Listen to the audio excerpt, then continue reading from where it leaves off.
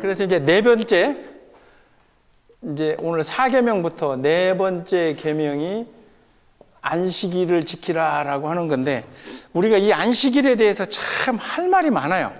할 말도 많고, 그리고 해야 될 이야기들도 많고. 그런데 이 안식일과 관련해서는 이제 종교가, 오늘 우리가 이야기하는 그 종교가 또 이렇게 이것 때문에, 꼭 그것 때문은 아니지만 이걸 중심으로 나눠지기도 하잖아요. 안식일이라고 그대로 지키는 이제 유대교, 그러죠? 유대교 주이시들이 이제 금요일 저녁부터 해가지고 사실은 그러니까 토요일이 안식이다 해서 지키는, 그 다음에 개신교 중에서도 우리 여기 가까운 데 있는 로마린다에 있는 뭐죠? 그러니까 제7일 안식일 교회, 나 뭐 정확한 명칭은 잘 모르겠는데 이렇게 지금 우리가 대표적으로 알고 있는 게 이제 안식일을 지킨다 하는 이 두 가지 교회로 구분이 될 수 있고, 그리고 이제 나머지, 그러면 이제 오늘 우리가 속해 있는 일반적인 그러니까 개신교의 대부분, 근데 이게 꼭 안식교뿐만 아니라 제가 지금 기억은 못 하는데 이게 몇몇 개신교 중에서도 몇몇 교회들이 이걸 지키긴 해요. 그런데 개신교 대부분은 이 안식일이 아니라 우리는 뭐를 지킨다 그러죠? 주일을 지킨다. 그래서 그 구분은 어떻게 되냐면, 안식일은 이제 이 오늘 그 10계명 네 번째 계명의 기준으로 해서 하나님의 세상을 창조하시고 마지막 날은 제 며칠째? 7일째는 하나님이 오늘 이 계명처럼 그건 거룩한 날이니 아무것도 하지 말고 가만히 있으면서 하나님을 생각하라라고 하는 그 안식일이긴 한데, 우리는 우리의 썬데이를 안식일이라고 부르지 않고 우리는 주일이라고 불러요. 그럼 왜 우리는 주일이 되냐면, 예수님이 십자가 돌아가신 게 그 성금요일, 프라이데이잖아요. 그래서 금요일, 토요일, 주일이 되는 3일째 부활하시잖아요. 그래서 우리는 예수의 부활한 날짜를 기억하고 기념하는 날로 우리가 주일을 지킨다 하는 거죠. 개념적으로는. 그런데 목사인 저도 그렇고 우리 장로님은 이제 대표 기도를 하시니까, 또 여러분들은 이제 뭐 하여튼 대표 기도를 하시거나, 또 우리 가끔 뭐 목사인 저도 설교를 이렇게 하다 보면 가끔 사실은 오늘 이 거룩한 안식일 이렇게 우리가 주일 예배 드리면서도 요 단어와 요 단어를 사실은 혼동이라기보다는 하여튼 이렇게 하다 보니까 막 섞어서 써요. 근데 엄밀히 구분해 보면 이제 유대교와 안식일교는 하나님이 창조하신 요 날께서 마지막 날을 지킨다. 그래서 이제 문제는 이 안식교 쪽에서 우리 개신교회가 주일을 지키는 이 모습을 보고, 물론 제가 이제 안식교에 들어가서 막 교리를 배워본 건 아니지만 통상적으로 알고 있기는 이 안식교회에서 주일을 지키는 것을 보고 우리 보고 잘못됐다고 하는 거죠. 성경의 명령대로 따르지 않는다. 그러면서 이 주일을 지키는 것은 지금 우리가 사용하는 이제 이 달력, 캘린더의 그 개념이 어떻게 보면 이제 로마 시대, 사실은 제가 이제 거기 지난번 그 두 번째 자료에 보시면 거기 자리에도 적어 드렸지만 제일 마지막에 보면 기원전 BC 64년인가요? 46년? 46년. BC 46년, 예수님이 오시기 전에 46년쯤에 지금과 비슷한 1년을 365일인데 뒤에 시간이 조금 달라요. 365일 6시간으로. 아유, 이게 뭔 차이가 있을까 싶지만 이게 이제 해가 쌓이고 시간이 바뀌다 보니까 해 뜨는 거하고 이런 거하고 잘 안 맞는 거예요. 그래서 이게 언제 오늘 우리가 사용하는 걸로 만들어지는 건 언제냐면 1582년. 1582년. 요때 이제 요 1년 365일 6시간이 아니라 1년 365일 5시간 48분. 이게 뭐 천문학제.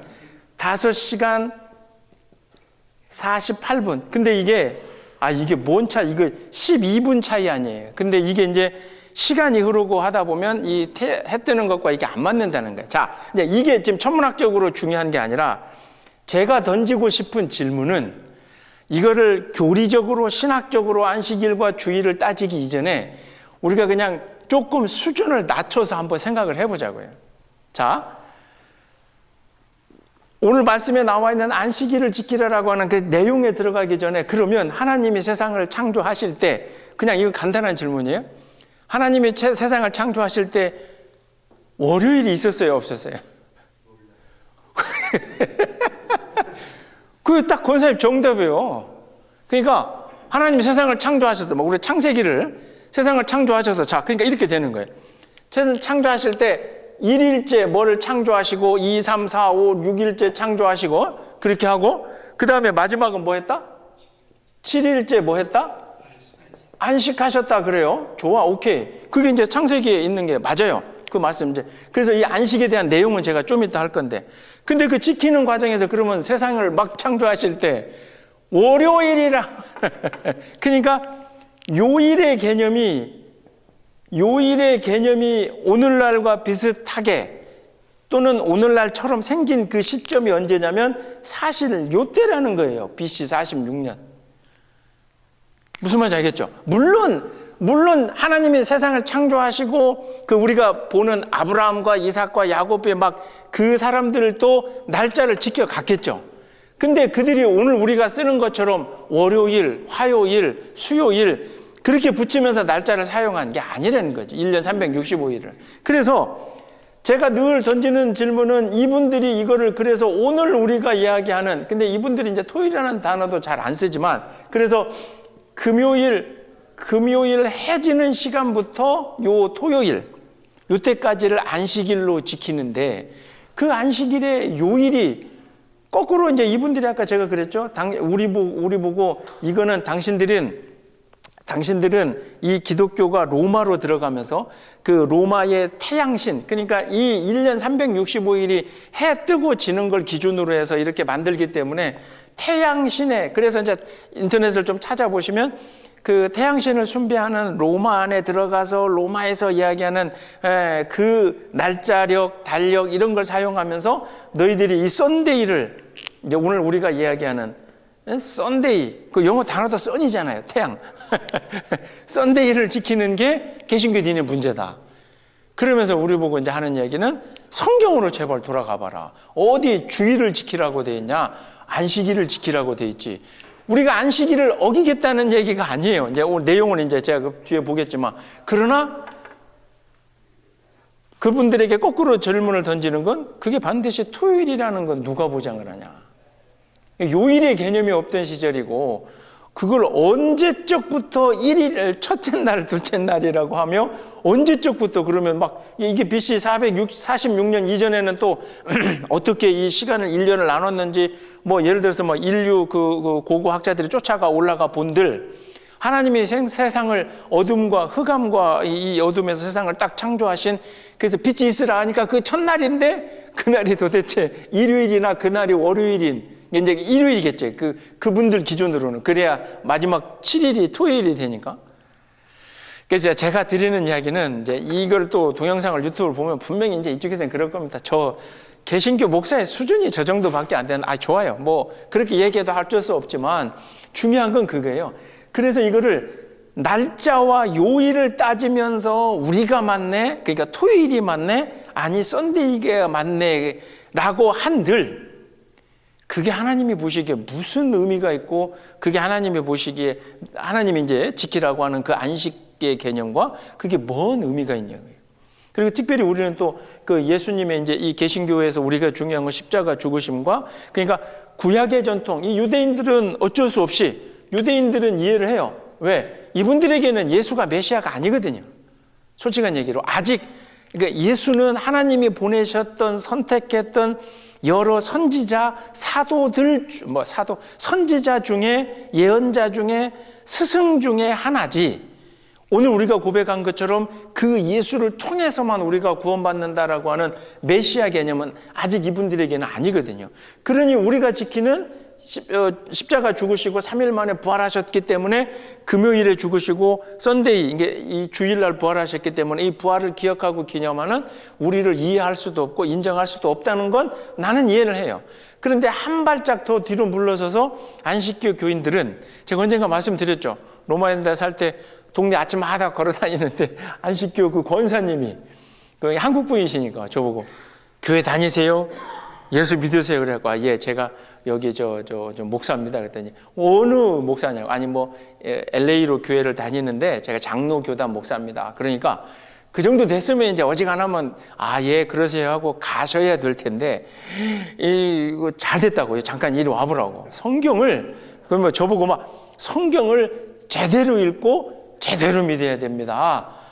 그래서 아침에 막 운동하는 바람에 근데 또 연세가 있으시니까 내가 권사님 뭐 이거 그러세요 이래 하는데 그분이 이제 막 꺼내는 얘기가 성경에 보면 10가지 계명 중에 이제 이 안식일 그 얘기를 막 시작하길래 예 제가 근데 지금 빨리 이거 운동 마치고 가서 애 학교 보내야 되니까 제가 가야 됩니다 하고 이제 그 로마랜드 제가 살 때 우리 그 맞은편 건너편 집 사는 분인데 항상 그래요. 이 안식교인들이 우리 이 썬데이 처치라고 부르고 우리는 이제 안식교라고 부르고 저 사람들은 우리를 썬데이 처치라고 부르는데 이게 토요일이 안식일이니까 맞고 썬데이는 그 로마 문화의 영향을 받아서 틀리고라고 하는 그 개념 속에 조금만 따라 올라가 보면 도대체 그러면 당신들이 지키는 이 토요일이 그러니까 금요일 해지면서부터 그 다음 날인 토요일이라고 하는 건 그걸 하나님이 정하셨겠느냐. 긴 시간이 흐른 뒤에 인간이 문명을 만들면서 요일제를 정하면서 그러면서 나온 건데 굳이 그러면 당신들도 반드시 그게 토요일이어야 된다는 주장은 도대체 뭐냐라고 우리가 거꾸로 얘기할 수 있는 거죠. 그래서 이제 제가 그래도 여러분들은 이제 우리가 이 로마린다 근처에 있어서 안식교와 관련된 꼭 그분들하고 이게 논쟁이 아니라 우리 스스로도 질문을 던질 수가 있기 때문에 제가 이 정도로 설명을 해드리고 중요한 것은 이 안식일을 지키라고 하는 하나님의 명령과 그 계명의 내용이 더 중요하다는 거죠. 그래서 제가 이제 지난번 거기 보면 여기 안식일을 지키라고 하는 이거에 대해서 말씀을 드립니다. 내용, 형식은 이렇게 되는 거예요. 내용을 말씀을 드리면 안식일의 출발은 사실 하나님이 창조하시는 것으로 시작이 돼요. 그렇죠? 첫째 날부터 창조를 하시고 마지막 날 쉬시면서 하나님께서 창조를 하시고 당신 스스로가 뭐 하셨다 그러죠? 기뻐하시고 그 다음에 휴식하셨다 그러는데 오늘 우리 그 많은 인류들이 이 안식일을 이야기를 하면서 이 휴식에 그래서 아무것도 안 하는 것에 포인트를 두지만 그죠? 아무것도 안 하고 그냥 그래서 이제 그 이스라엘이나 제가 언제 말씀드린 것처럼 우리나라 가전제품들이 특히 마이크로웨이브 이런 게 이스라엘이나 이쪽으로 그 팔려 들어갈 때 그런 기능들을 다 넣어줬어요. 그래서 이렇게 그 금요일 오후부터 토요일 날까지 이때까지는 이제 쿡 안 되고 미리 세팅을 해놓으면 딱 토요일 지나고 썬데이부터 그거 넣어놨던 음식이 뭐 쿡 되게 하여튼 이런 기능들도 우리 대한민국 사람들 대단합니다. 삼성은 또 이슬람 쪽에 그 전화기나 이런 거 시계 팔 때는 그 전화기 안에 이제 그 메카가 있는 정방향을 가르쳐주는 나침판 그런 기능을 또 넣어가지고 이슬람 사람들이 그걸 있으면 어디나 이렇게 이 방향이나 그 사람들은 그 시간 되면 엎드려 절해야 되니까. 근데 아무튼 우리 이 안식교를 이야기하는 많은 사람들이 그래서 가만히 있고 하나님도 일하지 않았는데 네가 일하는 게 네가 움직이는 게 네가 하는 게 맞냐라고 포인트를 어디에 두고 있냐면 이 가만히 있는 것에 포인트를 두는데 그게 잘못된 것 중에 하나가 뭐냐면 하나님이 그러면 6일까지 만들어 놓고 그냥 7일째 아이고 힘들어 죽겠다 가만히 좀 있자 그러신 게 아니라 하나님은 6일 동안 만들어 놓으신 이 창조 세계를 바라보시면서 당신이 해 놓으신 이 창조 세계, 창조 질서 이 모든 것이 이렇게 되는 그 과정을 보면서 흐뭇한 마음으로 이 세상을 만드는 창조의 일 이외에는 아무것도 안 하고 만들어 놓으신 창조의 세계를 그냥 기뻐하시고 다른 말로 표현해 보면 사랑하는 마음으로 그 창조 질서를 바라보셨다라고 하는 거죠. 그러면 우리에게 그러니 너희들도 안식일을 지키라라고 하는 건 가만히 있으면서 그냥 음식도 만들지 말고 이런 어떤 구체적인 율법적으로 되는 게 아니라 이렇게 되는 거죠. 하나님의 세상을 창조하신 이 세상의 질서를, 오늘날로 얘기하면 이 자연의 질서나 이런 걸 좀 가만히 내가 좀 바라볼 수 있고 마음의 여유를 가지고 바라볼 수 있으면서 그 질서를, 창조의 질서를 만들어 놓으신 하나님이 이 놀라운, 이 신비로운 걸 이렇게 만들어 놓으셨다니라고 내가 기뻐하고 감사하고 하나님의 손길에 정말 놀라움을 우리가 금치 못하기 때문에 그런 마음을 가지고, 그러니 이 세상을 만들어 놓으신 하나님을 내가 찬양하고 하나님께 예배드리고 하나님을 내가 기뻐 영광스럽게 한다라고 하는 것으로 안식일을 지켜야 되는데, 이 안식교인들이 뭐 반드시 그런 것은 아니겠지만 이들의 마음속에 토요일 날 교회 가면서 저 썬데이 처치 저 인간들을 다 데려와야 되는데, 이런 마음들을 가지고 있으면 도대체 이 세상을 창조해 주시고 안식일을 안식일답게 지키셨던 그 하나님의 마음은 뭘 닮아가면서 뭘 하고 있느냐는 거죠. 항상 놓치면 안 되는 게, 하나님이 세상을 창조하신 이 세상 속에 나도 포함이 되지만 누가 또 포함이 돼요? 타인. 그렇죠? 타인. 나 이외의 다른 사람들. 그러니까 어찌 보면 이 안식일이 돼서 안식일을 내가 이 계명대로 그날은 내가 하루쯤은 모든 걸 손을 놓고 내가 지켜야 되겠다라고 하는 그 마음속에는 내가 평소에 사랑하지 못했던, 그죠? 평소에 내가 가까이 하지 못했던, 평소에는 어떤 그 원한이 있었던 그런 사람들을 놓고라도 내가 그 안식일에 엎드려서 하나님, 제가 늘 얘기하지만 원수가 용서가 안 돼요. 저는 늘 용서는 안 되지만 하나님, 그런데 그 사람을 어떻게 내가 좀 품을 수 있는 그런 마음이 돼야 내가 정말 평안하게 안식할 수 있으니 하나님, 그 사람을 이렇게 하면서 하나님이 세상을 만들어 주셨을 때 그 기쁨과 그 사랑하는 그 마음을 그날 하루 정도라도, 그게 안식교인들에게는 좋아요. 이분들에게는 그게 토요일이면 제발 토요일 날 그렇게 하시고, 우리는 이분들보다 더 해야 되는 게 뭐냐면, 아까 말씀드린 이 주일이 부활에서부터 시작이 되는데, 부활 앞에는 반드시 뭐가 있어야 돼요? 십자가가 없으면 부활이 없잖아요. 사랑이 없으면, 희생이 없으면, 그 십자가의 고난과 고통이, 죽음이 없으셨으면 부활이 아무 의미가 없거든요. 그러니까 우리는 이 부활을 지킨다고 고백하는, 그 기뻐한다고 하는 우리는 그분들보다 더 큰 사랑으로 우리가 보내는 이 썬데이, 이 주일이라고, 주님의 날. 그러니까 같은 맥락이에요. 하나님이 7번째 날에 창조하시고 휴식하시면서 바라보시고 기뻐하셨던 게, 그게 하나님의 날이 되겠죠.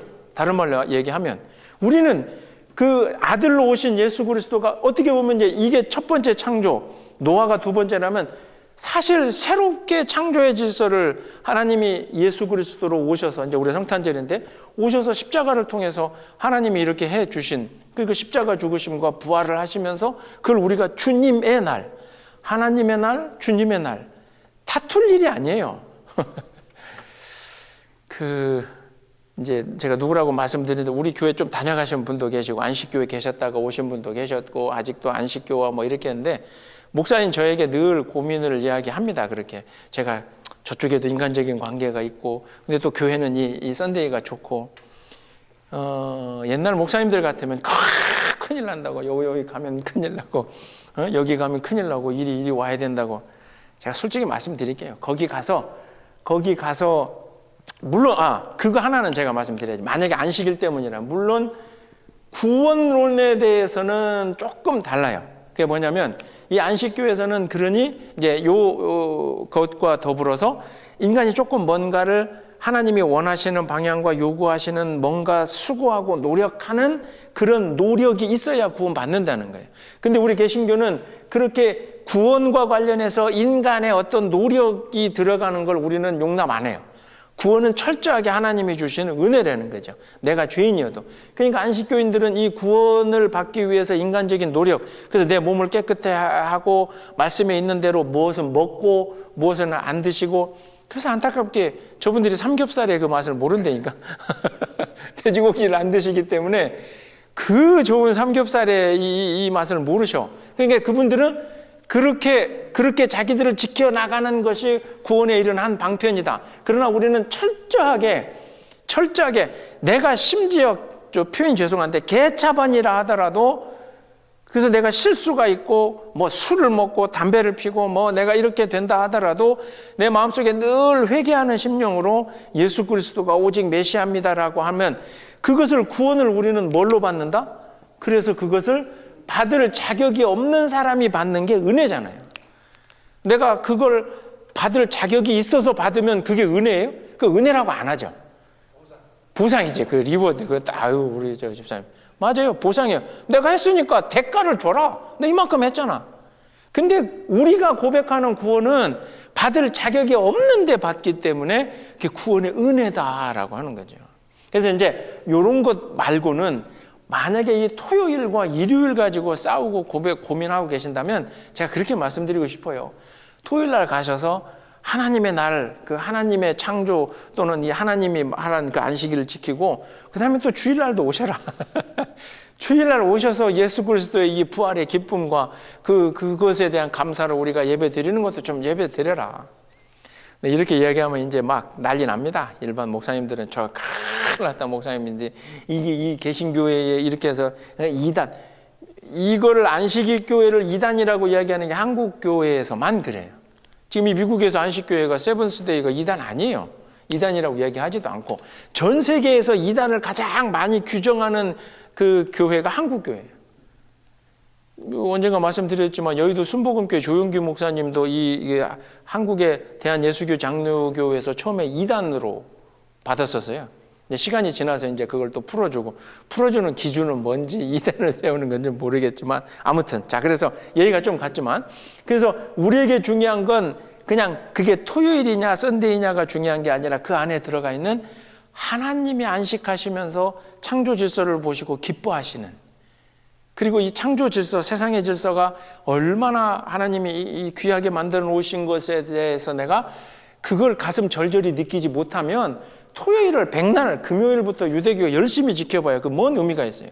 똑같이 우리에게는 썬데이를 예수 그리스도의 부활을 기뻐한다 그러는데 그 예수 그리스도의 그 부활에 대한 어떤 깊은 감사와 고백과 그 십자가를 생각하는 이런 마음이 없이 그냥 매주 썬데이 하면서 와 있는 우리나 그러니까 이 껍데기가 중요한 게 아니라 사실은 내용이 중요하다는 거죠.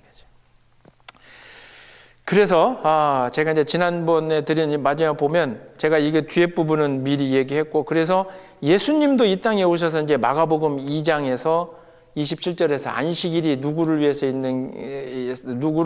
그러니까 예수님이 이제 이 안식일을 철저하게 지키던 당시 이 유대인들에게 이 안식일을 주신 것을 사람을 위해서 주신 거지 사람이 뭐를 위해서? 안식일을 위해서 있는 것이 아니다라고 예수님이 이제 오셔서 요 문제를 한번 정리를 하면서 말씀을 해 주시는 거죠. 근데 그 말씀 안에 담겨 있는 것도 그런 안식일을 지키지 마! 이게 아니라 그 안식일에도 병자를 고치고 죽어가는 자를 살리는 게 그게 하나님이 기뻐하시는다는 거죠. 그게 세상의 창조 질서를 보면서 그래봐. 그러니까 예수님이 오셔가지고 야야야 그 안식일 지키는 거 다 틀렸어. 이렇게 하신 게 아니라는 거죠. 안식일 지켜야지.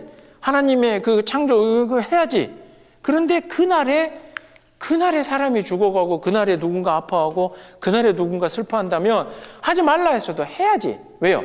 원래 안식일에 가만히 있는 거는 내가 내 입에 들어가는 거 나 먹고 살기 위해서 일하는지 말라는 이제 그런 의미니까. 그러니까 예수님이 이 말씀으로 안식일답게 이제 더 의미를 말씀해 주신 거죠.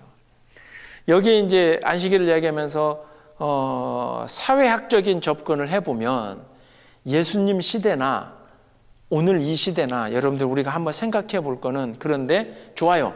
이 사람들이 이야기하는 이 토요일이나 오늘 우리가 이야기하는 이 주일이나 지켜야죠. 그런데 사회학적으로 바라보면 누가 이걸 지킬 수 있냐면 어떤 사람들이 안식일을 토요일을 잘 지키고 어떤 사람들이 썬데이를 잘 지킬 수 있냐면 표현이 좀 죄송하지만 먹고 살만한 사람들이에요. 이게 사회학적으로 한번 생각을 해보세요. 그래서 이제 오늘 그 안식일을 지키라라고 하는 이 계명 안에 하나님이 뭘 포함했어요? 네 종이나, 그러죠? 네 남종이나 네 여종이나 네가 부리는, 그러니까 이 시대에 이 율법을 주시던 이 시대의 종은 형상은 사람이지만 사람 취급을 받지 못했겠죠. 그 일하는 짐승하고 비슷한 이제 그런. 근데 그 남종이나 여종이나 그 사람들을 꼭, 그러니까 이제 한 것처럼 심지어 네 집에 머무는 손님들도 그걸 좀 지키게 라고 하라는 것은 한번 뒤집어 그러니 그 문자대로 받아들이면서 이 사람들은 그러니까 아무것도 하지 마 이렇게 하는데, 그걸 한번 다시 생각해 보면 안식일이 뭔지를 알고 주일이 뭔지를 아는데 그거를 그냥 지킬 수 없는 형편의 사람들, 분명히 하나님은 그 사람들까지 이거를 지키게 하라 그랬어요. 이게 어떤 얘기냐면, 이제 오늘 안식일 토요일은 놔두고 오늘 우리 주일도 보세요. 주일날 일하셔야 되는 분들이 있거든요. 그죠? 대표적으로 우리 집사람과 병원에서 부르면 항상 저하고 막 결혼하기 하는 그 시점에 이제 그때도 이제 우리 집사람이 간호사였으니까 저한테 늘 던지는 질문이, 나는 이제 그때 전도사하고 앞으로 이제 목사를 할 거니까 던지는 질문이 그거예요. 근데 나중에 내가 목사 와이프가 되면, 근데 지금 병원 돌아가는 이 시스템이 자기는 주일날도 가야 된다는 거죠. 그러면 이제 우리가 이제 어렸을 때부터 신앙이니까. 근데 그 주일을 어기면 목사님들이 막 주일을 어기면 큰일난다고 그러는데 그거 어떻게 되냐. 그러면 거기다 대고 그냥 데이트임에도 불구하고 내가 쓸데없는 소리 하지 말고, 주일을 어긴다라고 하는 그 개념이 주일날 교회에 와서 예배를 빠진 것을 우리 개신교인들은 주일을 어겼다라고 얘기하는데, 그거 자체가 또 사실은 어떻게 보면 틀린 거예요. 왜요? 예배는 겉으로 주일날 함께 교회라고 하는 건물에 모여서 드리는 예배만이 그 예배가 아니라, 예배에 담겨있는 가장 귀중한 건 하나님을 경배하고 찬양하는 거기 때문에, 그러면 하나님의 이름을 높이고 경배하고 찬양하는 것 속에는 하나님을 기뻐하게 만드는 것이고, 내 욕심과 내 욕망을 가지고 뭘 하는 게 아니라 이 하나님의 질서를 내가 기뻐하는 그런 과정에서 내가 주일날 예배를 드리지는 못했지만 누구 한 사람을 가서 살린다. 예를 들면 이제 우리 직업적으로 있잖아요. 경찰들, 소방관, 파이어파이터, 그다음에 간호사들, 닥터들, 아니 그렇게 그 사람들이 하는 일에 있어서는 오히려 어찌 보면 여기 와서 그냥 평안하게 예배 드리는 분들보다 더 하나님을 마음속에 그걸 주님의 사랑을 담고 그 일을 하면 그게 더 아름다울 수 있는 거죠. 그래서 이제 다시 얘기로 돌아가면, 이거를 지킬 수 없었던 사회적인 형편과 처지에 있는 사람들, 그 사람들을 놓고 예수님 시대에, 그러니까 안식일을 이때 안식일을 왜 안 지키냐 이러면서 라고 손가락질하던 율법주의자들이나 바리새인들이나 종교 지도자들은 먹고 살만해요. 그러잖아요. 지들은 먹고 살만하니까 안식일날 가만히 아무 일도 안 해도 별 문제 없어요. 그런데 저 낮은 계층에 있는 사람들은 이 날이라도 어떻게 보면 우물가에 물을 뜨러 가더라도, 저 유대인들이 평소에 안식일날은 안 하니까 그 전에 다 가는데 안식일날은 좀 여유가 있을 거 아니에요. 그러니까 그냥 그때라도 가서 몰래, 예를 들어서 우물가에 가서 물을 퍼오려면 그때라도 해야 살잖아요.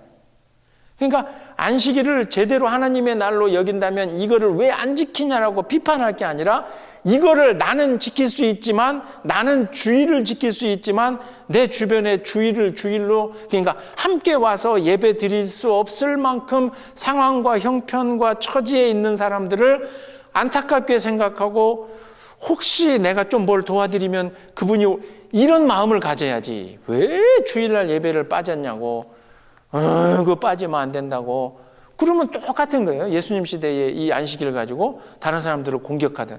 그러니 예수님이 말씀해 주신 게, 안식일이, 여기다가 X표를 쳤는데 이게 맞는 거죠. 안식일이 사람을 위해서 있는 것이지 사람이 안식일을 위해서, 그러니까 안식일을 가지고 사람을 비난하거나 비판한다면, 그러면 이 하나님이 주신 이 안식일을 지키라라고 하는, 그래서 말씀드린 지킬 수 없는 종들, 짐승들, 손님들까지도 다 좀 가만히 그날은 하나님을 찬양하게끔 하라 하는 그 이야기.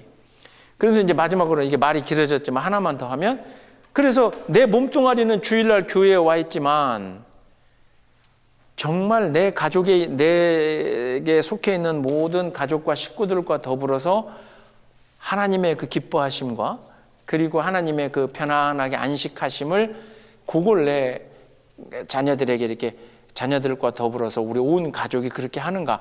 그게 안식일을 사실, 주일을, 오늘 우리에게는 그게 어찌 보면 또 주일을 지키는 거죠. 그냥 집에서 이제 교회 안 간다고 애들이 자고 있으니까 이놈의 새끼들 교회 안 가고, 그래서 성경책 들고 교회 왔고 나는 예배 드리고 또 가갖고, 예우 내가 이놈의 새끼들 너희들 때문에 사네 못 사네, 교회 좀 가라 왔잖아. 그렇게 하면 그게 정말 우리가 주일을 지키는 거냐고요. 그렇지 않다는 거죠. 교회 안 가는 놈이 있으면, 저는 이제 목사로서 그렇게 얘기하고 싶어요. 그러면 걔들을 데리고 다음 주가 되면 혹시 어디 걔들이 좋아하는 데라도 한번 데리고 가서 그 아이들에게 하나님의 존재에 대해서, 하나님의 사랑에 대해서 우리가 비춰주면서 보여주면서, 그들이 언젠가 그들 스스로도 하나님을 경배하고 찬양하게끔 되게 만드는 일, 그게 이제 어찌 보면 주일을 지키는 일이죠. 근데 왜 빠졌냐 안 빠졌냐, 이건 우리에게 의미가 없고, 하나님이 이스라엘 백성에게도 이렇게 그날 하루만큼은 모든 것을 멈추라라고 하는 건, 제발 그날 하루만큼은 누구를 기억하라? 하나님을 좀 기억하라는 거죠. 그리고 우리는 오늘 주일날 제발 그날 하루만큼은 누구를? 예수를, 십자가를, 부활을 생각하면서 내가 주일 하루를 보낸다면, 그 교회에 출석했냐 안 했느냐 이거 가지고 우리가 안식일을, 또 주일을 지켰냐 안 지켰냐라고 하는 이런 껍데기에서 좀 벗어날 수 있겠다라고 하는 거죠. 자, 다른 부분들은 제가 여러 가지로 해드린 요걸 좀 참고를 해 주시기 바랍니다. 이 계명을 주시던 시대하고, 그죠? 이 계명을 주시던 때가 언제예요? 지금 애굽에서 나와서 광야 벌판에서, 그때는 그 앰뷸런스도 없고 그렇죠. 이게 뭐 기원전 이제 그 상황에서 그 벌판에 천막 치고 이렇게 있으면서, 야, 내일이 안식일이요? 뭐 하늘에서 만나가 떨어져요. 야, 내일 안식일이니까 오늘은 이틀 거 가져가고 내일은 가만히 텐트에 있어? 그럼 가만히 있을 수 있죠. 그 상황에서 뭐 할 일이 없지. 어떻게 보면 제가 보기에는 이때는 충분히 지킬 수 있었을 것 같아요. 네, 근데 이거를 21세기에 진짜, 그러니까 문자 그대로 아까 집사님 말씀하시는 것처럼 그렇게 갖다 적용을 한번 해보자 이러면 곤란해지는 거죠. 근데 제가 이렇게 말씀드리는 게 성경을 해석하는 부분에 있어서, 성경 해석에 있어서, 그러니 이 말씀을 주어져 있던 시대와 배경과 상황, 그리고 이 말씀을 오늘 해석해서 적용해야 될 우리의 시대와 상황과 형편을 같이 고려하면서 봐야 된다라고 하는, 제가 가지고 있는 신학적인 어떤 그 스펙트럼이 있지만, 이거를 틀리다고 하시는 또 신학자들이나 목사님들이 많이 계시죠. 그렇게 저처럼 그렇게 하다 보면, 그러면 상황에 따라서, 조건에 따라서 네 마음대로 해석이 달라질 수 있다. 그분들이 하는 비판이 그런 비판이에요. 그러나 그건 이제 우리가 이렇게 해석하는 우리의 어떤 신앙 고백의 양심에 좀 달려있는 문제인데, 그렇지 않고는 이 말씀, 지금 이 성경, 이 모세를 통해서 그 시대에 이스라엘 백성에게 줬던 이 율법을 그대로 갖다가 딱 하려고 하면, 지금 이 인터넷 시대에 모든 인터넷도 사실은 다 끊어야 되고 멈춰야 되고, 은행 거래면 뭐 이머전시고 뭐 어쩌고 그따위 것이 다 없어져야 되거든요. 그러면 그렇게 하면서 이 시대를 살아가는 게 하나님의 율법대로 하나님의 그 계명을 그대로 지키는 거냐? 그거는 우리가 한번 심각하게 던져보아야 될 질문이 이제 되는 거죠. 우리는 1517년 루터 종교개혁 이후에 나왔으니까 이제 우리가 그렇게 주장을 하는데, 1517년이면 16세기잖아요. 그러면 로마 캐톨릭이 그 이전에는 이런 개혁자들이 없었는가? 있었죠. 13세기, 14세기 이럴 때에 자기의 목숨 걸고 죽었던 수많은 이제 그런 사람들이 있었거든요. 그러니까 우리 덕분이다라고 하기보다는 루터, 이 시대의 루터도 사실은 요 이제 위클리프나 뭐 얀 후스나 막 목이 잘려서 죽었거든요. 그들은.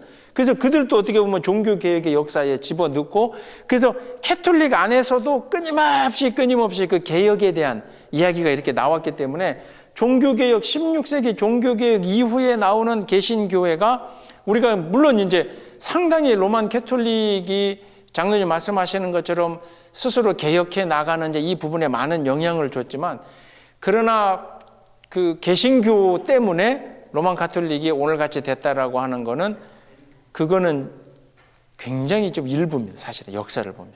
근데 영향은 있죠. 영향을 미쳤고. 근데 왜 그러냐면 제가 말씀드린 것처럼 그래서 이 16세기 이후에 로만 가톨릭은 뭐 오히려 여러 가지로 다양성을 인정하고 막 이렇게 나가는데, 16세기에서 나온 우리 개신교는 더 철저하게 아주 그냥 자기 교회만 아는, 그러니까 아까 말씀드린 것처럼 내가 섬기는 교회, 그 목사님 이 교회에서만, 그리고 막 이거 다른 건 다 필요 없고, 그래서 오히려 지금 면죄부를 팔고 종교개혁이 막 일어나던 로만 캐톨릭의 그 부패한 상황이 그대로 더 심하게 개신교에게 있다는 거죠. 그런데 문제는 로만 캐톨릭은 이거는 어떤 그 히에라르키, 그러니까 그 계층, 위계 질서가 있기 때문에 이게 정화가 될 수 있어요. 이렇게 잘못하는 놈은 교황청에서 자르기도 하고, 교황청의 명령에 따라서. 근데 개신교를 보세요. 개신교는 각자예요, 각자. 교회 하나가 이렇게 나왔다가 그 교회가 교단에 속해 있는데 그 교회가 교단하고 마음에 안 들어. 근데 이 교회가 교세가 커. 그러면 나와서 또 하나 교단 만들어요. 근데 거기서 또 이렇게 해가지고 교회가 막 뭐 몇만 명 모여. 근데 이 노회에서, 교단에서 그러지 마. 뭐야, 이 새끼야. 나 나가서 또 교단 만들어요. 도대체 자성과 성찰과, 이게 캐톨릭은 그래서 한편으로는 로마 교황의 그 질서가 우리가 문제라고 지적을 했지만 그거 덕분에 유지가 돼가는 거예요, 한편으로는. 근데 이놈의 개신교는 너나 나나 목사예요. 너나 나나 다 목사 되고, 아무나 그냥 목사 되고 막 이렇게 되고, 그리고 목사 된 스스로도 자기 스스로도 하나님의 신앙 양심을 놓고 정말 하나님의 살아계시는 것을 두려워하는지, 그것에 대한 어떤 이 컨트롤 타워도 없고 어떻게 할 수가 없는 거예요. 그래서 개신교회는 길을 잃은 거예요, 솔직히. 다른 말로 얘기하면 그래서 이제 이게 성도들의 문제가 아니라 개신교의 문제는 신학의 문제고, 신학자들, 그리고 가장 중요한 목회자들의 문제다. 그리고 이제 중요한 거는, 이게 제가 언젠가 한번 말씀드린 것처럼 이 개신교가 단순하게 개신교여야 되는데 그렇지 않고 이 안에서 여러 가지, 그러니까 우리가 가지고 있었던 어떤 이 땅의 유교적인 문화, 교회 안에 들어와 버린 연장자와 뭐 어떤 유교적인 문화, 그리고 이제 토속 신앙, 그 다음에 이제 무속. 이 무속 신앙을 무시할 수가 없어요. 우리 집은 대대로 예수 믿어서 우리는 그런 거 안 하는데. 근데 마음속에 우리 민족이 가지고 있는 이 DNA 속에 잠재하고 있는 뭔가 어디에 갖다 빌어야 되고. 그러니까 예를 들어서 보세요. 개신교회에 있는 목사가 꼭 그 집에, 그러니까 우리 집에 와서 신방을 하고 목사가 어디를 좀 밟아줘야, 그 집을 뭘 밟아줘야 된다는. 그리고 더군다나 그것도 누가? 담임 목사. 그러니까 예를 들어서 담임 목사가 신방 오는 집하고, 예를 들어서 담임 목사가 바빠서 부목사님이 신방 갑니다, 이러면 성도들이 뭐라 그러는지 아세요? 그리고 이 부목사 뭐요? 이 담임 목사가 날 싫어하나? 담임 목사님 와야지 왜 부목사님이 와? 새벽 기도도 담임 목사님이 인도할 때는 막 참석을. 근데 이제 요일에 따라서 며칠은 부목사가 해요. 그러면 뚝 줄어드는 거예요. 그러니까 목사를 무당을 만들어 놓은 거예요, 무당을. 그러니까 막 목사가 막 푸닥거리 하고 막 거기 가야 뭐가 돼야. 이제 이게 이야기가 너무 번졌으니까 이렇게 가면 안 되고, 어쨌든 요건 제가 평소에도 지금도 가지고 있는 이 시대를 사는 하여튼 내가 젊은 목사로 심각합니다. 개신교가 자기 정화가 안 된다고 하는. 자, 이제 10계명 두 번째 파트인데요. 그러니까 5계명부터, 자, 5계명이 뭐죠? 뭐를? 부모 공경이죠. 자, 내 부모를 공경하라라고 하는 건데, 제가 이제 전체적으로 한번 말씀드렸지만 앞에서 1, 2, 3, 4까지 계명은 하나님과 이스라엘 백성의 관계죠.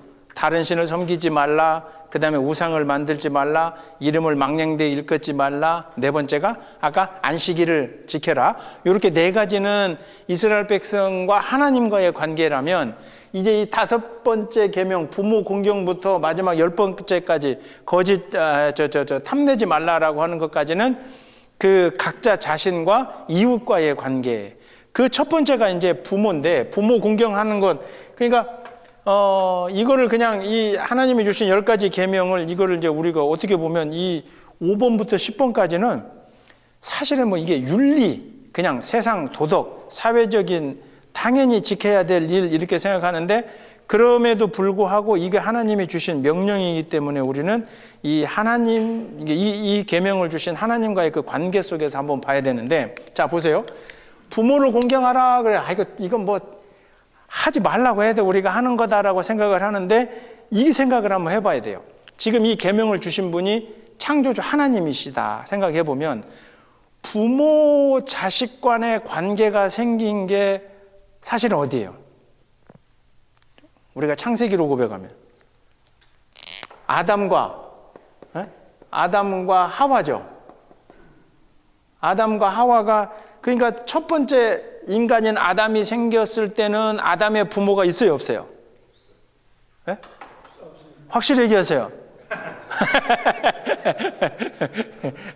하와는 우리가 오늘날 얘기하는 부모가 있어요, 없어요? 빨리 얘기하세요. 하와를 낳아준 엄마 없잖아요, 사실은. 그러니까 결국에는 창세기를 놓고 공부해 보면, 아담과 하와가 사실은 이제 여기에 그 우리가 죄라고 부르는 선악과를 따먹고 그 일이 난 다음에 하나님이 아담과 하와에게 뭐를 줘요? 벌을 주잖아요, 벌을. 그렇죠? 아담에게는 어떤 벌을 줘요?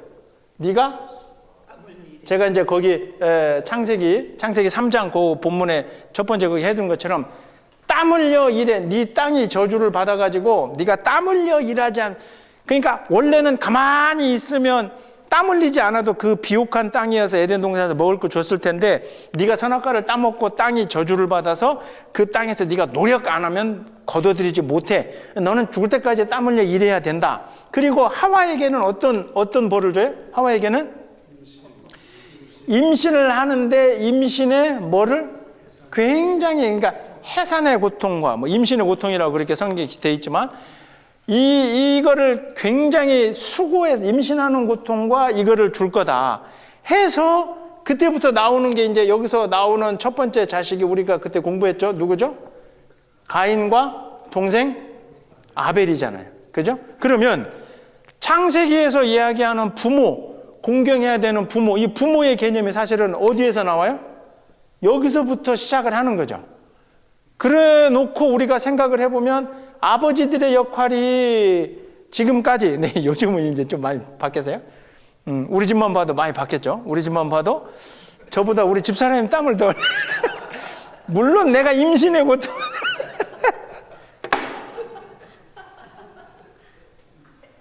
이게 전반적으로 농경 사회나 지금까지는 그랬잖아요. 아빠들은 그냥, 근데 지금도 한국 사회야. 근데 요즘 많이 아빠들은 죽으라 하고 일해야 되고 얘기해야 되고. 왜? 뭐 하기 위해서?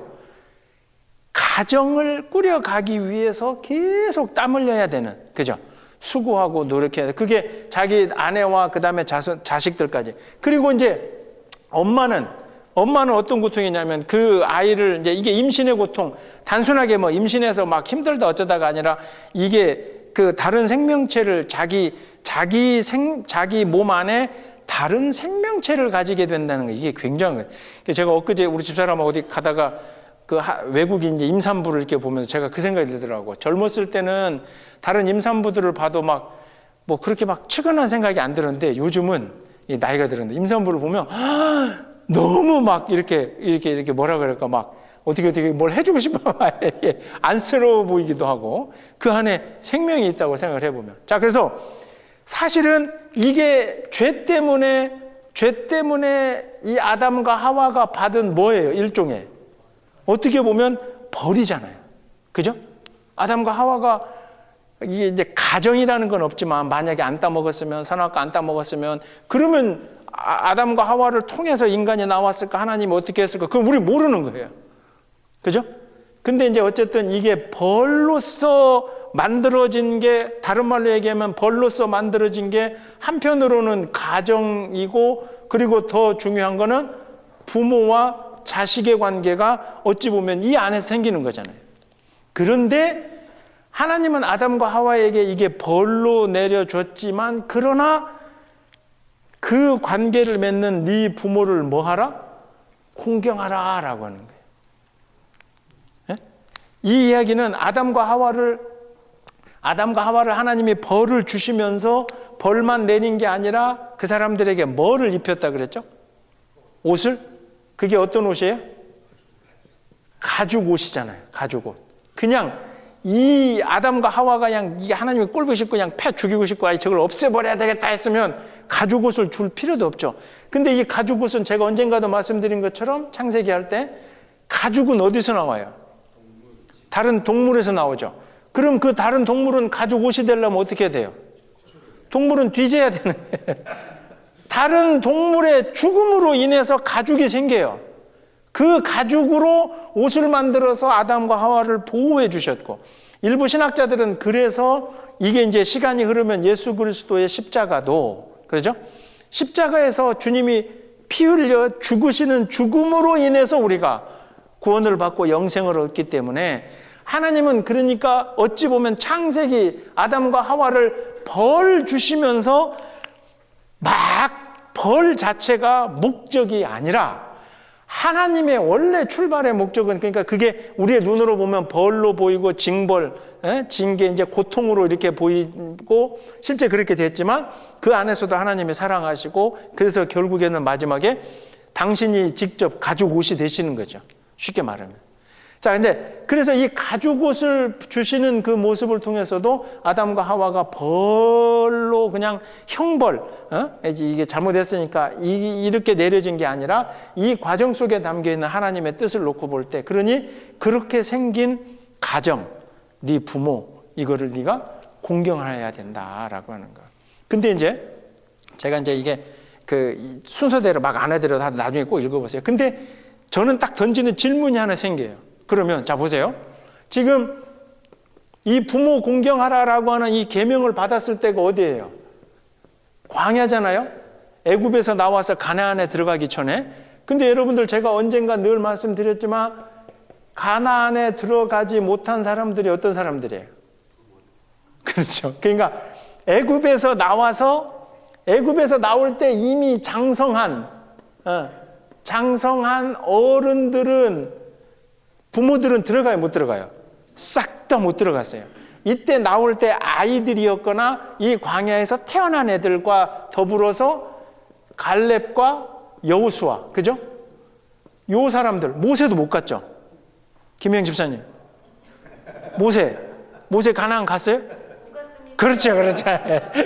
봐, 이렇게 몇 번 이렇게 교육 받으면 된다니까. 모세도 못 갔다고. 모세가 못 간 이유는 뭐 몇 번 말씀드렸으니까. 자, 보세요. 그러면 이 광야에서 부모를 공경하라라고 했는데 사실은 이 계명을 받은 이 광야에서의 자식들 위에 있는 부모는 어떤 부모들이에요? 자꾸 광야에서 하나님을 원망하고 자꾸 광야에서 잠시만 뭐가 되면 막 아이고 하나님 만나 매출하에 감사합니다. 또 잠깐 뭐가 안 되면 물이 있다 없다 막 그 하면서 막 컴플레인 하는 그런 부모예요. 공경의 대상이 돼요, 안 돼요? 오히려 그 밑에 있던 자식들은 나중에 가나안 땅에 이렇게 해가지고 이 여호수아 갈렙하고 가나안 땅에 들어갔는데 이 부모들은 못 들어가요.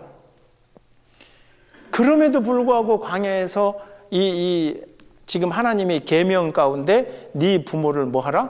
공경하라 그래요. 그래서 저는 이걸 보면서 그렇게 생각해요. 물론 이 계명은 제가 처음에 말씀드린 것처럼 딱 이 시대만 해당이 되는 게 아니라 이 자식들이 나중에 이 가나안에 와서 그 이후로도 대대손손이 지켜야 될 계명이기 때문에 주신 것이기는 하지만 이 시점으로 놓고 봤을 때 도저히 인간적으로 또 하나님과의 관계에서도 공경받지 못할 수도 있는 부모지만 공경하라는 거예요. 그래서 저는 그렇게 고백해요.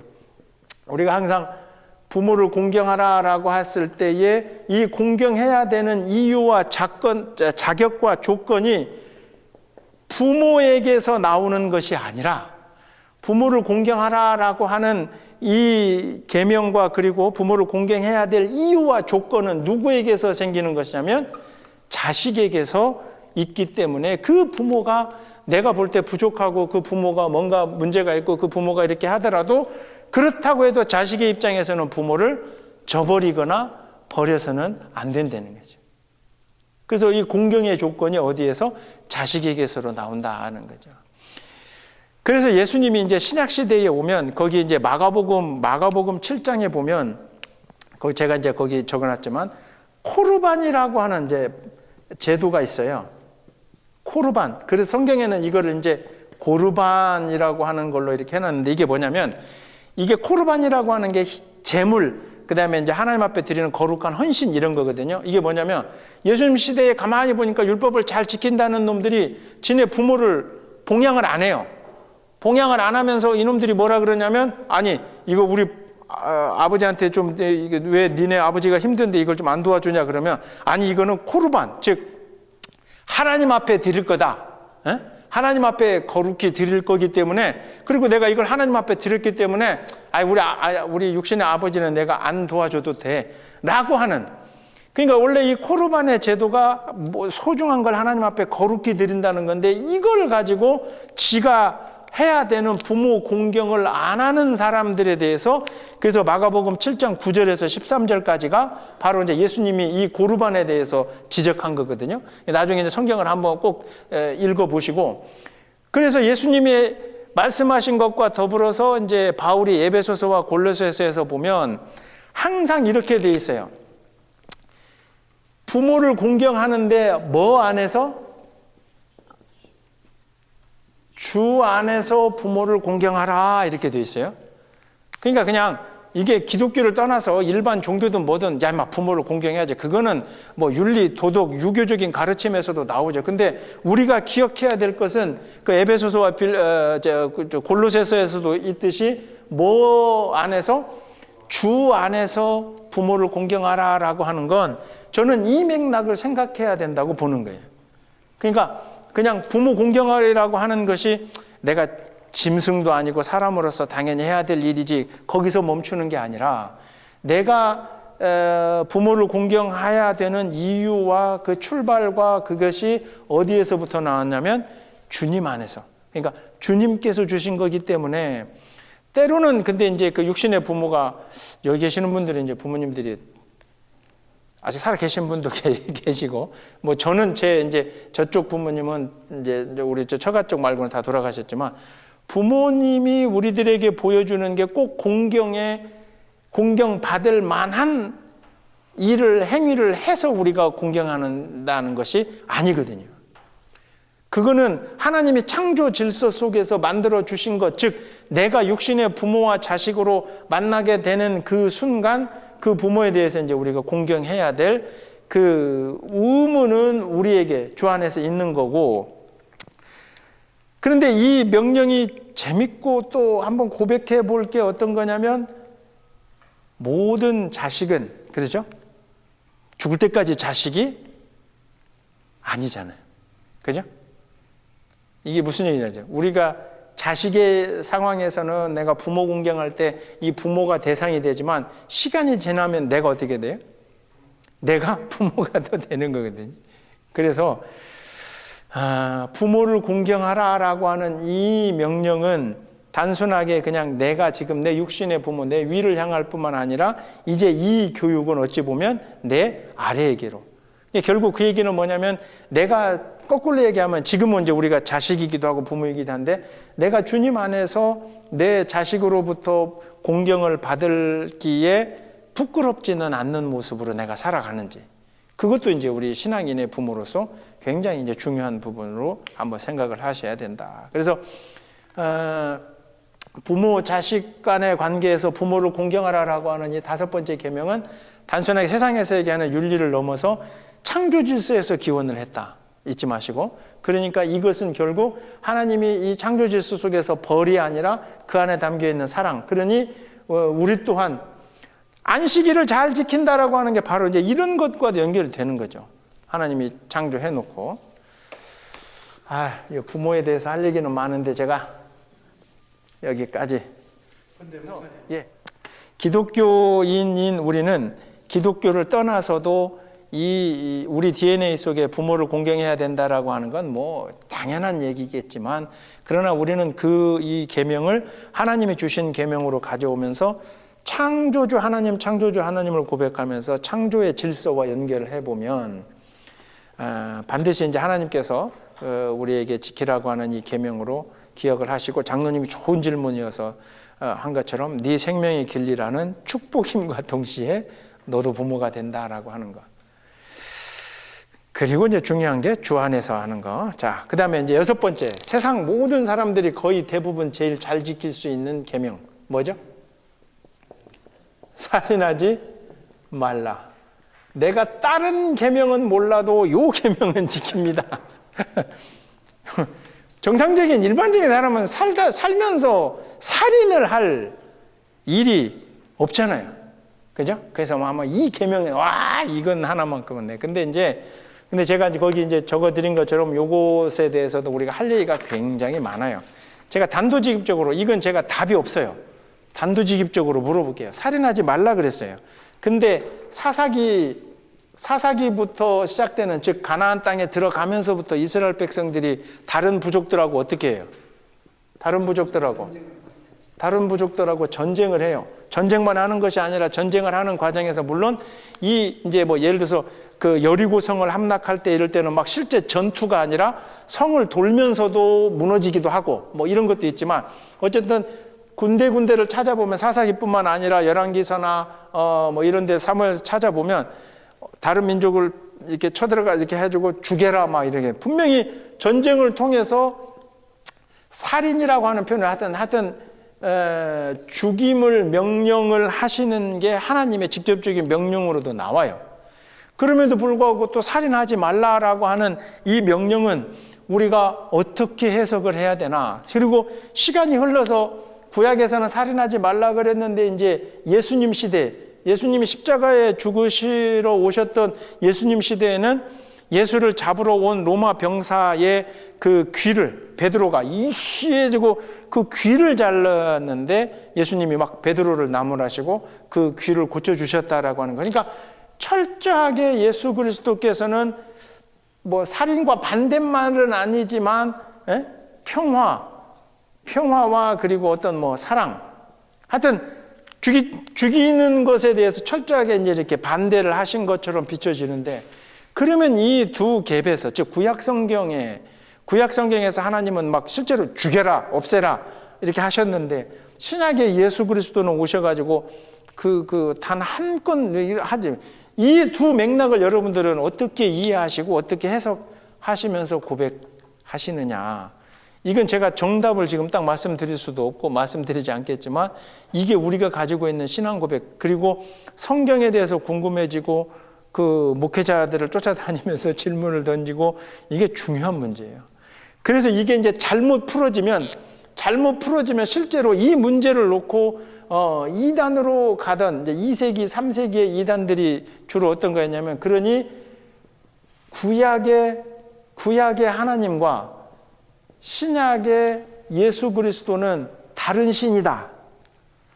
근데 맥락으로 보면 또 그래 보이잖아요. 성경으로 보면 막 죽여라 그랬는데 신약의 예수 그리스도는, 근데 이제 이게 이렇게 해서 자기들이 내는 그 결론으로 빠지는 게 이제 우리가 이단이라고 보는 건데, 제가 여러분들에게 질문을 던지면서도 그래도 목회자로서 어느 답변을 해줘야 되기 때문에 드릴 수 있는 답변은, 이 구약의 이 시대의 상황을 우리가 다시 한번 보면 오늘날로 이야기하는 이 사사기 이때는 나라도 세워지기 전이었고, 그죠? 족장 시대고 부족 시대였고, 그래서 그 시대적인 배경에서의 어떤 이 전쟁과, 그죠? 그리고 더불어서 이스라엘 백성들이 하나님이 약속해 주신 그 가나안 땅이라고 하는 곳에 들어갔는데, 그 가나안 땅에 이미 살던 그 부족들이 가지고 있던, 이제 성경에는 그렇게 그들이 아직 죄가, 그들이 가지고 있는 그 죄에 대해서 하나님의 심판의 개념으로 이 들어가서 죽이는 것을 명령하셨던 그 시대는, 전쟁이라고 하는 것이 오늘 우리가 이야기하는 막 이 이스라엘과 하마스의 전쟁과 단어는 똑같지만 그거를 그대로 문화적인 배경과 더불어서 연결시켜서 해석할 수는 없기 때문에, 다만 이 부분에 대해서도 목회자인 저도 그러나 끊임없이 지금도 그래서 이와 관련된 책들을 보면서 조심해야 될 건, 그래서 거룩한 전쟁, 이런 단어 들어보셨죠? 거룩한 전쟁, 홀리워, 또는 정당한 전쟁. 정당하다, 그거는 이제 하나님 명령하셨으니까라고 하는 이런 단어들이 주로 이제 저 구약의 이 이야기들을 해석하면서 보는데, 그거는 철저하게 하나님을 창조주로 고백하는 우리 바운더리 안에서는 이해될 수 있는 부분이지만, 오늘 이 시대에는 이제 이 종교 자체도 하나님의 종교 이외에도 수많은 종교들이 있는 이 시대에도 이 개념을 그대로 갖다가 지금 이 시대에서 이야기를 하다 보니 나타나고 있는 이스라엘의 문제나, 그렇죠? 이스라엘이나 종교 전쟁, 이슬람과의 전쟁, 이런 전쟁에서 사람을 죽이는 것에 대해서 아무런 개의치 않게끔 하는 이야기를 하면서 구약의 얘기들을 가져다 이렇게 얘기를 하는 거죠. 그러면 제가 드리고 싶은 얘기는, 구약의 하나님과 신약의 예수 그리스도가 다른 존재가 아니라, 저는 이렇게 바라보는 거죠. 뭐냐면, 구약의 하나님과 신약의 예수 그리스도가 대하던, 그러니까 신이 바뀐 게 아니라 인간의 상황과 형편과 문화와 그 시대와 조건이 다 바뀐 거라는 거죠. 그러니까 이 부족 시대에 아브라함을 중심으로 해서 그 각 부족들이 가나안에 들어가야 되는 그 상황과, 그 다음에 예수 그리스도가 오셔서 바벨론까지 끌려갔다가 이스라엘에 다시 돌아와서 지금 그 땅에 자리 잡고 로마로부터 박해받고 있던 그 시대.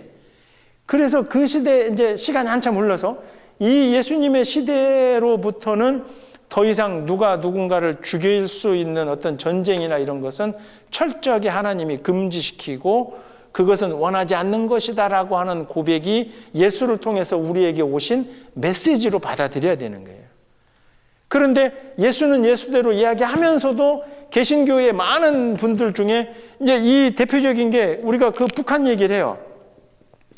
북한 얘기를 하지만 그 북한이 잘못됐죠. 엉터리죠. 근데 그래서 북한하고 한번 전쟁을 해서 싹 다 쓸어버려야 된다. 그거는 군인들이 할 얘기예요.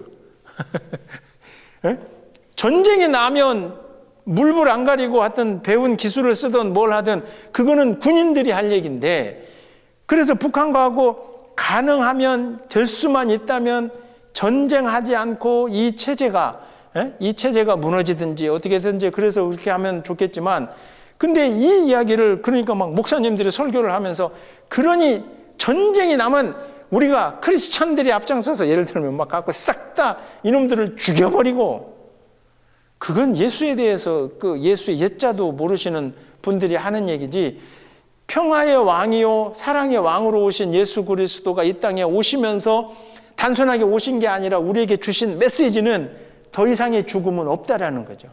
더 이상의 살인은 없고 더 이상의 죽임은 없다라고 하는 메시지를 받았다고 우리는 고백하면 돼요. 근데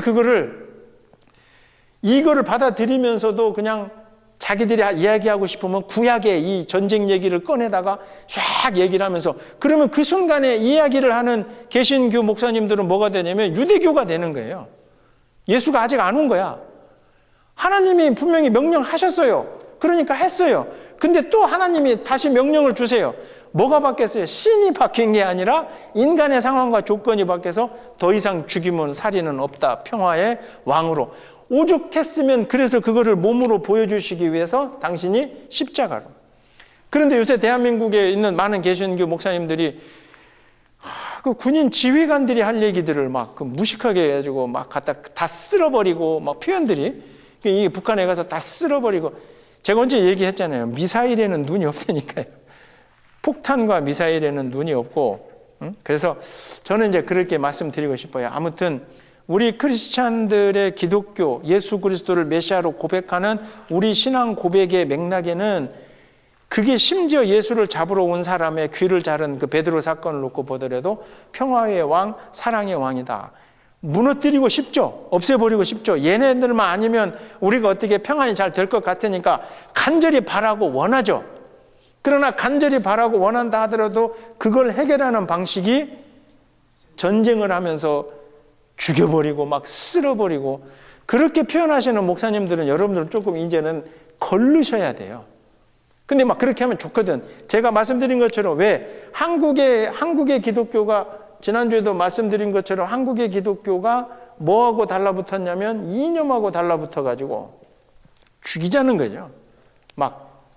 근데 이제 이거를 솔직하게 고백해보면 우리 기독교가 두려워서 그래요.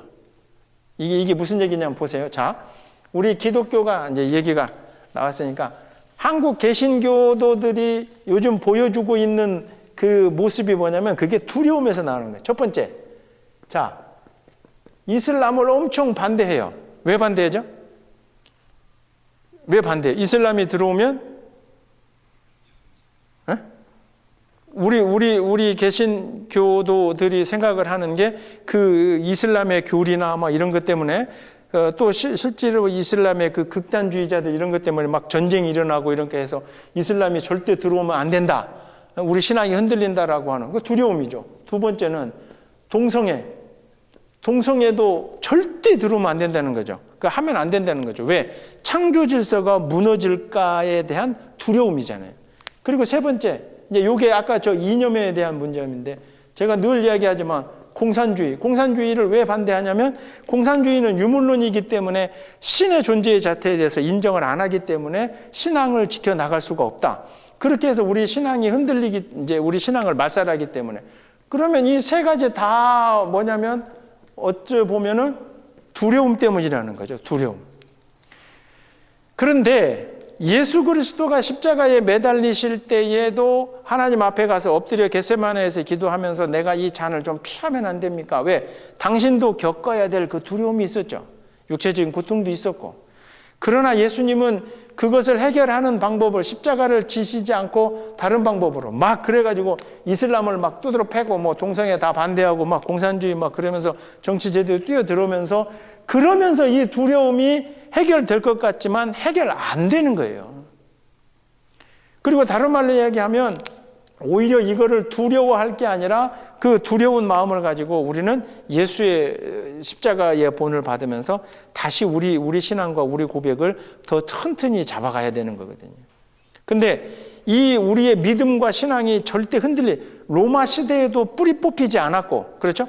예수님 33년에 돌아가시고 313년까지 뭐 270년 넘게 그때 그 고난과 고통을 지금 우리가 공산주의 걱정하는 것보다 훨씬 더 심각했지만 그 초대교인들이 카타콤에서 지켜나갈 수 있었던, 그러니까 세상이 어목해도 그 초대교인들이 가지고 있던 간절한 신앙과 믿음으로 그 저항하지 않았잖아요. 막 초대교인들이 로마하고 싸운 것도 아니고. 근데 그 믿음으로 이게 두려움이 이겨나가고 했음에도 불구하고 그런 역사를 알고 있음에도 불구하고 요즘 우리가 이 개신교도들이 막 이런 것들을 가지고 막 어떻게 싸워보자, 한번 해보자, 막 이렇게 나가는 거예요. 그런 맥락을 우리 자체에서도 문제지만 이 모습을 바라보면서 사람들이 우리에게 물어보는 거죠. 니들이 이야기하는 예수 그리스도의 십자가와 평화의 왕, 성탄절, 평화의 왕, 사랑의 왕, 산타 할아버지가 아니라 크리스마스인데 도대체 그분이 가르치는 거는 어디 있느냐. 이렇게 이야기를 하면 또 목사님들이 어떤 얘기를 하냐면 이 구약에 봐라. 항상 이런 거 공격할 때는 항상 구약에 봐라. 선지자를 통해서 다 죽이라 그러고 멸하라 그러고 이렇게 그랬다. 그럼 저는 반드시 얘기하죠. 그럼 신약을 봐라. 예수님이 뭐라 그러니? 예수님이 뭐라 그러니? 사랑하라, 용서하라. 그럼 어떻게 할 거야 도대체? 조금만 생각해 보면 하여튼 이제 그렇습니다. 그래서 제가 장황하게 설명을 했지만 살인하지 말라라고 하는 이 계명에 대해서 나는 이 살인에 대해서 떳떳하다 정도가 아니라 이 구약에서 이야기하는 것과 신약을 잘 생각할 수 있어야 되고, 제가 하나 더 적어드린 거는 여러분들이 떳떳하게 나는 살인하지 않습니다라고 이렇게 이야기를 하지만 그러나 우리가 간접 살인들을 하고 있다. 거기 보세요. 두 번째 장, 그러니까 이제 9페이지 첫 번째 보세요. 살인은 하지 않지만 자살의 문제, 그렇죠? 살인이 타살, 다른 사람을 죽이지 말라라고 하는 게 아니라, 물론 살인은 다른 사람이겠지만 나 자신, 자살을 한 번이라도 생각해 본다라고 하는 거, 그건 나에게서도 살인인 거고, 두 번째로는 자살에 이르도록 괴롭히는 문제. 내가 그 사람을 죽이진 않았어요, 그죠? 근데 그 사람을 괴롭히는 문제로 그 사람이 죽었어요. 그럼 그게 살인인 거예요. 특히 오늘날 이 인터넷 시대에 그 왜 댓글 막 그 가짜 뉴스 막 이런 걸로 그 사람이 죽잖아요. 연예인들이 그런 것 때문에 죽기도 하고. 그러면 살인을 하는 거예요, 이게 우리가. 그다음에 세 번째는 환경의 문제. 내가 사람을 직접 죽이지는 않았지만 전 세계의 어떤 그 기후 문제나 이런 걸로. 근데 항상 문제는 개발도상국이나 못 사는 나라 사람들이 죽지, 선진국 잘 사는 나라 사람들이 기름 다 써, 환경 오염 다 해. 막 내가 미국 와 보니까 막 대한민국 조그만 데서도 막 쓰레기 분리수거 아주 막 열심히 하는데 여기 오니까 편하긴 합니다. 싹 다 때려놓고 막 이렇게. 그러니까 환경의 문제로 우리가 누구를 죽인 적도 없고 내 눈앞에서 이 쓰레기 문제 때문에 죽는 사람이 없어요. 그러나 저 아프리카나 이런 데서는 벌써 이 기후 변화 때문에 수많은 사람들이 죽어가고 있잖아요. 그거 살인하고 있는 거예요. 내가 살인의 계명으로 떳떳한 것이 아니라는 거죠. 그 다음에 생명복제 문제도. 이게 이제 생명복제가 한때 시끄럽다가 요새는 이제 뭐 AI 쪽으로 넘어가서 좀 주춤하는 것 같은데, 이 생명복제가 왜 문제인가 언뜻 생각해 보면, 아니 좀 아이를 낳지 못하거나 또 이런 걸 위해서 우리가 사람을 좀 이렇게 만들어내면, 그 짐승은 이미 복제를 하니까. 근데 여기에 문제가 되는 게 뭐냐면, 항상 모든 제도나 과학의 발달이 시작하면서, 물론 뭐 그 히로시마 여기 떨어진 원자폭탄도 원래 그 원자폭탄도 그거 폭탄하려고 만들어낸 게 아니거든요. 그 에너지를, 전기나 일단 하다 에너지를 만들기 위해서 나왔던 게 폭탄으로 사용되듯이, 생명복제가 왜 문제가 되냐면, 이게 만약에 가능해져서 사람들을 만들어내면 인간들이 다, 지난주에 제가 그 설교 때 얘기한 것처럼 어느 수준 이상의 획일적인 인간들을 병으로부터 건강하고 이렇게, 그래서 많은 클론이라 그러는데, 이게 이게 복제가 가능해져. 막 사람들을 막 만들어내. 그래서 요놈에게서는 간만 빼고, 예를 들면 요놈한테는 뭘 빼요? 여기 뭐 신장, 콩파 빼고, 요놈한테는 뭐 빼고. 그래서 얘는 만들어서 이거 뺀 다음에 얘는 어떻게 해요? 가는 거죠. 심장도 얘는 만들어서 심장, 얘는 사람을 하나 만들어서 심장을 빼고 얘는 어떻게 돼? 아이, 목사님 그건 너무한 얘기 아닙니까? 대단히 죄송하지만 생명복제를 하고 있는 과학자들이 가지고 있는 기본비, 처음부터 그런 의도를 가지고 하는 건 아니지만 이게 나중에는 어떻게 되냐면 그렇게 된다니까요. 그러니까 오히려 우리는 의학적인 한계를 넘어서려고, 그러니까 자꾸 질병이 생기고 이런 것 때문에 그런 거 없이 살기 위해서 막 사람을 복제해가지고 그 빼내자라고 할 게 아니라, 이 세상을 태어나면서 창조주 하나님의 손길을 고백하는 우리는 비록 내가 어떤 이런 병이 생기고 그런 어떤 아픔이 있고 이렇게 돼도 그것 자체도 하나님이 주신 내게 허락한 인생이다라고 어떤 순종하고 고백하는, 그러면서 우리 주변에 있는 이렇게 그 육체적으로 고통당하는 사람들을 내가 조금 멀쩡하다면 그 사람들을 우리가 막 이런 걸 만들어서 고쳐줘야 되겠다는 게 아니라, 그 사람들이 불편하지 않게끔 우리가 손잡아주고 함께 살아가는 세상을 만들어가는 게 창조 질서를 잘 다스리고 하나님과 함께하는 건데 그걸 뛰어넘어서 생명을 복제하게 된다라고 하는 건 결국 사람의 생명의 가치를 우습게 여기는 거죠. 그리고 제가 늘 얘기하지만 이 생명 복제가 되면 제일 먼저 혜택은 누가 보겠어요? 이 목사가 항상 중심이 돈이야. 제일 먼저 누가 보겠어요? 한국말로 하면 재벌들. 아니 이게 싸겠냐고. 지금도 신약이 하나 만들어 새로운 약이에요. 구약의 신약이 말고 우리 이제 엔젤라가 그런 일을 하지만 새로운 약이 개발이 돼요. 제약회사에서 이 약값을 어떻게 매겨요? 이게 엄청나죠. 물론 수고와 노력이 들어갔기 때문에 그 약 하나면 정말 내 새끼가 살 수 있는데 집이 가난해요. 근데 그 약을 한 달에 먹어야 되는데 한 달에 막 한 몇백만 원씩 해요. 재벌들이나 돈 많은 사람들은 그 약값 몇백만 원 아니라 한 달에 몇천만 원도 사다 먹이지. 애는 살죠. 근데 눈앞에 그 약이 만들어졌음에도 불구하고 그게 300만 원, 400만 원이기 때문에 아이고 저거를 해서 우리한테 주느니 너나 나나 그냥 같이 콱 죽자. 이게 웃을 일이 아닌데. 너나 나나 그냥 콱 이놈의 세상 죽어버리자. 이게 이 세상에서 지금 돌아가는 그 모습, 자본주의 이 돌아가는 모습인데 그런 거 외면한 채 나는 누구를 죽여본 적이 없습니다. 나는 살인하지 않습니다. 나는 이 계명만큼은 뭐 잘 지킵니다. 그럴 수 없다는 거죠. 그래서 이 살인하지 말라라고 하는 이 문제 하나 가지고는 우리가 첫 번째로는 이제 성서적인 문제와 두 번째로는 우리의 그 구체적인 삶의 문제를 진지하게 한번 좀 고민을 해보시자 하는 의미로 제가 거기에 쭉 적어 드렸으니까 한번 잘 한번 읽어보시고 이 부분 얘기했던 부분은요 제가 한 이야기도 그러면 정답이냐? 정답 아닙니다. 아시겠죠? 이거는 마지막 죽는 순간까지. 그래서 저는 반드시 하나님 앞에 돌아가면 하나님 도대체 이때 죽이라고 해서 죽었던 수많은 그 생명들은 하나님께 뭡니까? 난 가서 물어볼 거예요. 따져 볼 거고. 그런데 분명하게 하나님은 이 땅에 우리에게 오셔서 욕을 주셨으니까.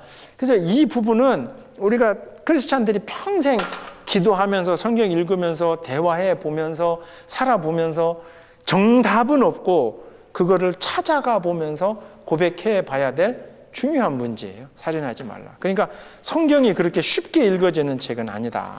자, 혹시 이제 시간이 너무 많이 가네. 질문이나 하시고 싶은 얘기. 오늘 좀 이야기. 다른 질문 없으시면 제가 기도하고 마치도록 하겠습니다.